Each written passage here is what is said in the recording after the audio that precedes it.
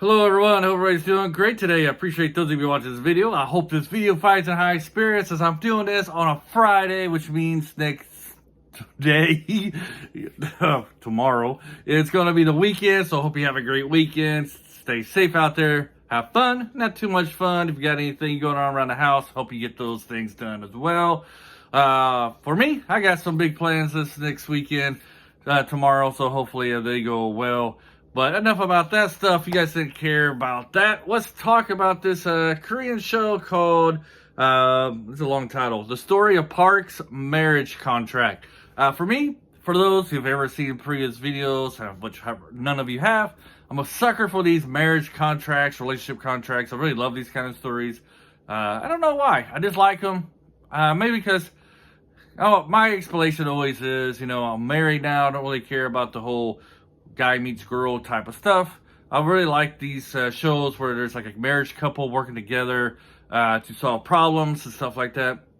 Maybe if I was single, I would like more of the other stuff, but that's why I like these.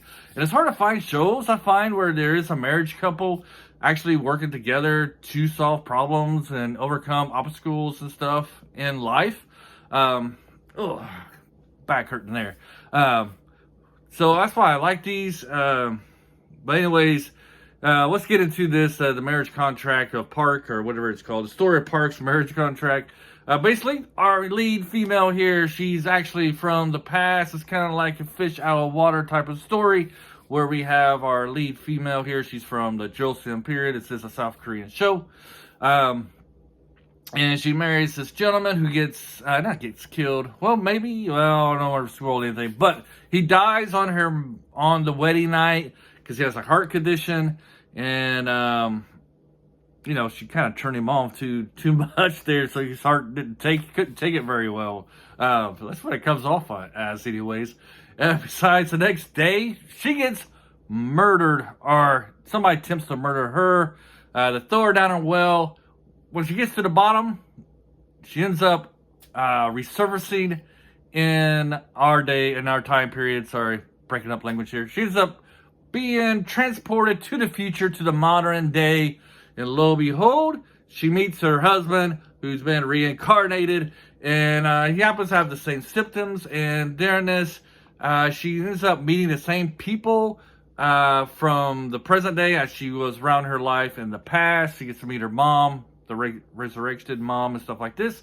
And so this is a kind of like a mystery type of thing, like what really happened to her husband back in the past and the stuff that's going on now.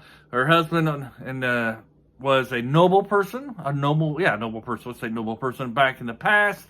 And now he's like a very rich man in the future, in the modern day. He owns his own corporation, doing it with clothes designing.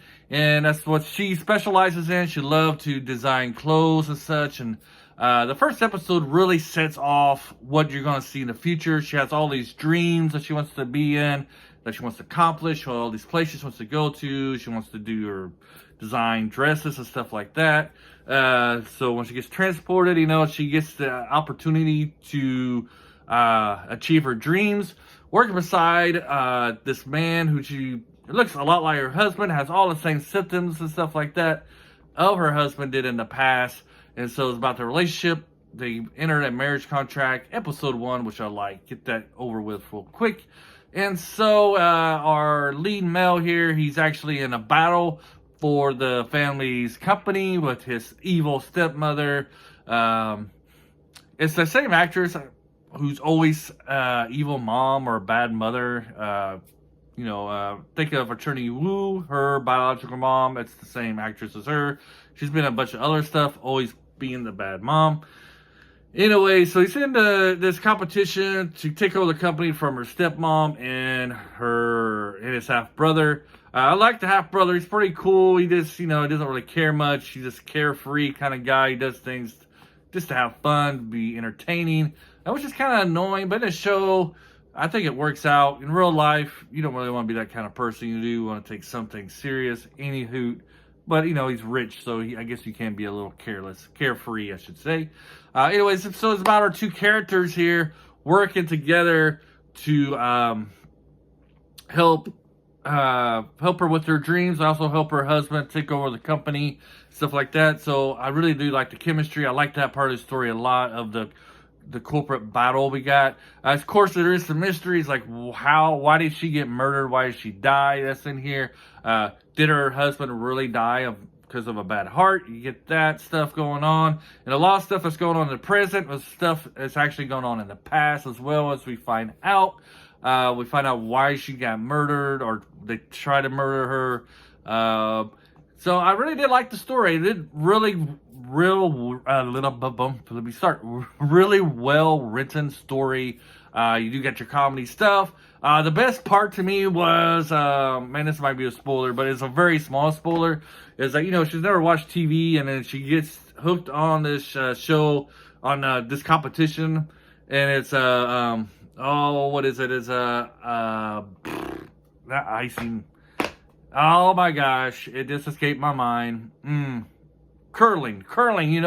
If you don't know what curling is, you get on this block of ice, you got this stone, and it's kind of like shuffleboard. You try and get this stone into a certain area. Well, she falls in love with shuffleboard, and he has those little round vacuum cleaners that go automatic, around the house to vacuum and stuff.